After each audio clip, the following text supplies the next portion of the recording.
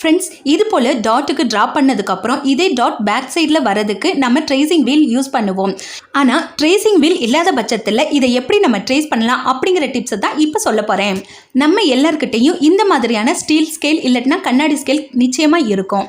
இந்த ஸ்கேலை தான் ட்ரேசிங் வீலுக்கு பதிலாக நம்ம யூஸ் பண்ண போகிறோம். அதை எப்படி ட்ரேஸ் பண்ணணுங்கிறத வீடியோவில் கிளியராக காட்டியிருக்கேன், பாருங்கள். இந்த மாதிரி ஸ்கேலை வச்சு லைன்ஸ் மேலேயே கொஞ்சம் அழுத்தம் கொடுத்தீங்கன்னா அது அப்படியே பேக் சைடு விழுந்துடும். அதை நீங்கள் டிசி மூலமாக மறுபடியும் மார்க் பண்ணி வச்சுக்கலாம். இதே எந்த டாட்டுக்கும் நீங்கள் இந்த டிப்ஸை ஃபாலோ பண்ணலாம். இது டாட்டுக்கு மட்டும் இல்லை, ஒரு நெக் டிசைன் நீங்கள் ஃபாலோ பண்ணணும் அப்படின்னா கூட இந்த மெத்தடை நீங்கள் யூஸ் பண்ணிக்கலாம். இப்படி பண்ணுறதுனால துணி எதுவும் டேமேஜ் ஆயிரும்னு நினச்சிங்கன்னா அந்த மாதிரி ஆகுறதுக்கு வாய்ப்பே இல்லை.